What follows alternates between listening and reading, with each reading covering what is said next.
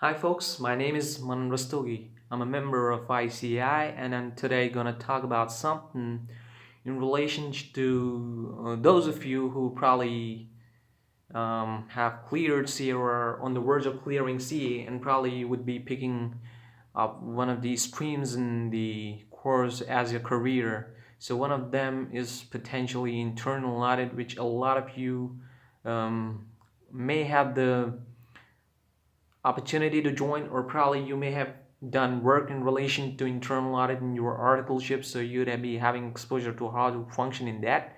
But when it comes to job, it really gets a whole lot more different if you haven't been exposed to this nature of job previously before, and more so if you haven't had the exposure to work in a manufacturing organization beforehand.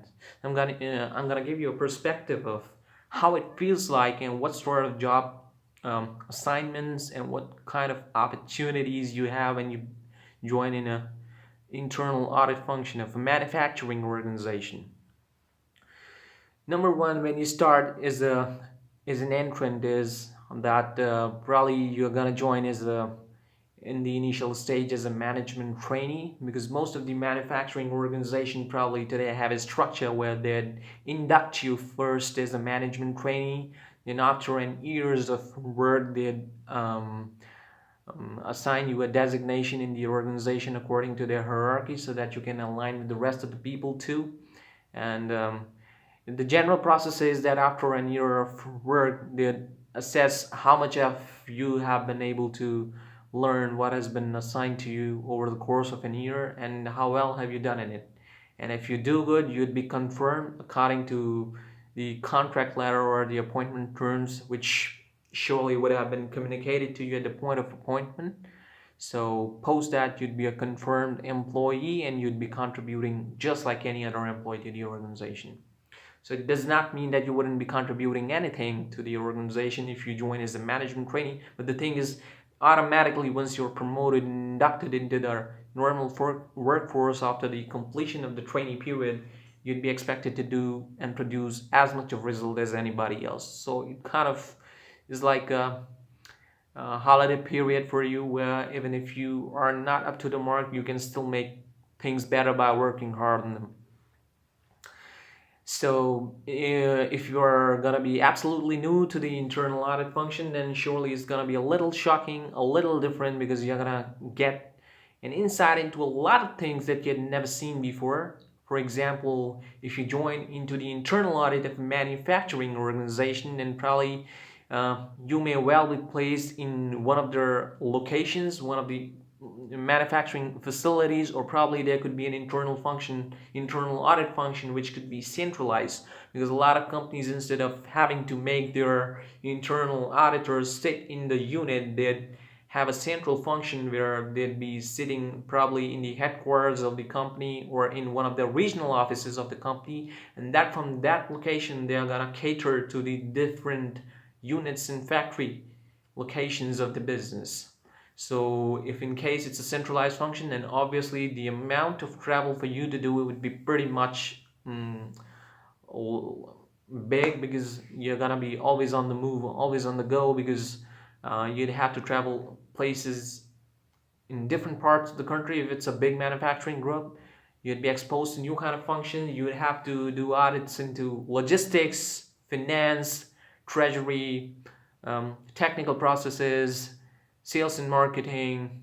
There can be umpteen number of assignments that you could be given, because it all depends on what kind of processes the company has, and it's always gonna make sure that the processes are running just effective as the management would want it to be. And so it's for you as an internal auditor to point out now what exactly is going wrong, if anything does go wrong in any of the processes and functions of the company.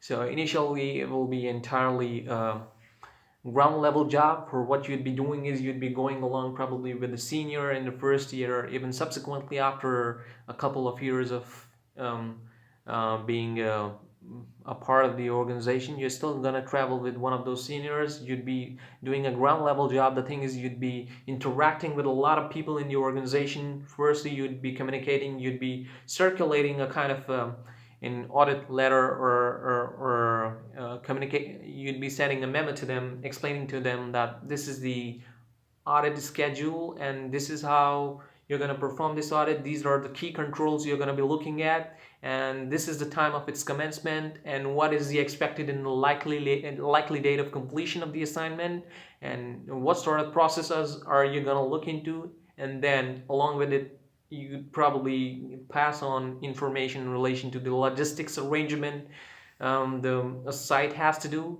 And then you travel to that place, you have a meeting with the people there, the senior members, and then obviously when it comes to the daily task, you'd be interacting with the people locked down there, and you'd be collecting a lot of information. Then you'd be assessing that information and then trying to find out if there is any of the deviations which probably would not be tolerant in accordance with the procedures, laws, and processes of the organization. And based on that, you'd give your report, finding out exceptions, things which haven't gone the way, transactions which haven't gone the way they were supposed to, and then you'd list them out in the report, and then you'd give the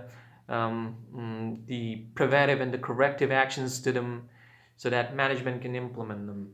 And once you are done with whole of this assessment and groundwork, so then you'd be towards the end of the assignment, you'd be communicating with the senior members and all those who you coordinated with during the performance of this internal audit activity. You'd be communicating to them what your findings are, then you'd be taking answers to them, and you'd be also finding that there is a lot of resistance sometimes. And obviously there's going to be resistance because this is something, as an auditor, what you're trying to do is you're questioning somebody's doing. You're asking them, why have you done this when it was supposed to be done this way? So at times you'd find that there's a lot of resistance. People would always say, no, this is perfectly fine. They have done this because there was so and so logical reason. So there'll be a lot of fight going on in between you, sort of a cold war, you can say, because a lot of the times people are not going to accept what you say because they're going to feel that internal auditor is being too hard just because he's an auditor, and they may simply not accept it. But it's for you. This is one of these skills you're going to develop over time. The convincing skills, the ability to negotiate with those people, to make them believe that what you're telling them is something for their favor and for their benefit. And if what you say is implemented and brought into action by the auditee, then obviously it's going to be helpful for the organization and for that department and function you have just audited. So this is what you're going to expect. So in the initial few years, there would be a lot of travel. Maybe if you're into a consulting firm, then probably you may be performing a couple of assignments at a time. There will be a lot of multitasking too, because not only would you be completing one assignment at one place, you'd be going to another place at the same time, and you'd be performing controls and the same procedures, everything. There are two, and then you have to juggle in between the jobs. So it's going to be real tough, I can say for sure. It's not an easy job because it takes a lot of guts and patience for you to continue this job, and it's a lot of effort on your part because there'd be a lot of sacrifices to make. But it's all good if it can really help your career, because you're going to learn a lot of things. You'd be able to know about a lot of functions you never heard of before. Because initially, as a new entrant, if you get into an organization, the first day you won't even know how many of the departments there are. You would be surprised to see that there are a lot many departments that you wouldn't even think of ever. There'd be departments like environment. If you are somebody who's just not even aware of what a typical corporate culture is, so what I'm going to tell you may be interesting to you. There'd be departments like fire and safety, environment. There'd be like legal department. There'd be administration department. There'd be industrial relations department. There'd be administration department. There'd be a lot of functions that you wouldn't probably expect there to exist just because you're not aware of what a typical corporate life is like and what necessary resources and persons are supposed to be in a company for it to function. So this is something which is going to give you a totally different perspective.